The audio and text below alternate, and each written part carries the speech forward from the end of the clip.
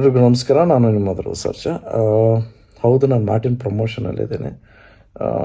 But ಮಾರ್ಟಿನನ್ನು ಒಂದು ನಿಮಿಷ ಪಕ್ಕಕ್ಕೆ ಇಟ್ಬಿಡೋಣ. ಇವತ್ತು ವಿಡಿಯೋ ಮಾಡ್ತಿರೋ ಉದ್ದೇಶ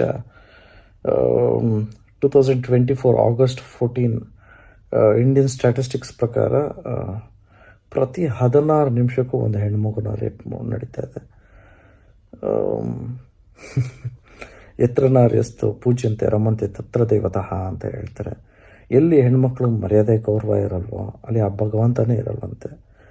ನಮ್ಮದು ರಾಮ ಜನ್ಮಭೂಮಿ ಅಂತ ಕರಿತೀವಿ. ಕೆಲವು ಬಾಸ್ಟರ್ಡ್ಸ್ ಮಾಡ್ತಾ ಇರೋ ಕೃತ್ಯದಿಂದ ನಿಜವಾಗ್ಲೂ ನಮ್ಮ ಭಾರತಕ್ಕೇ ಕೆಟ್ಟ ಹೆಸರು.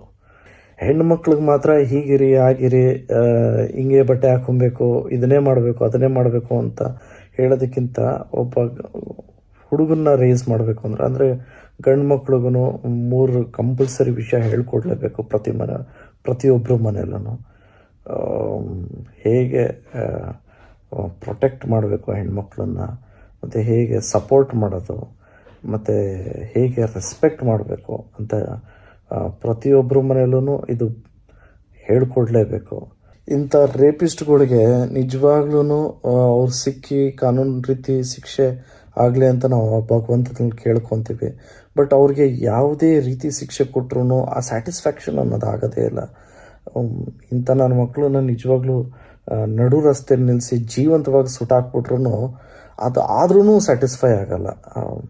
ಇಂಥ ಕಲ್ಪ್ರಿಟ್ಸ್ಗೆ ಏನೇ ಮಾಡಿದ್ರೂ ಆ ಭಗವಂತ ಇವ್ರಿಗೆ ಒಳ್ಳೇದು ಮಾಡದೇ ಇರಲಿ ಅಂತ ಮನಸಾರ ಕೇಳ್ಕೊತೀನಿ.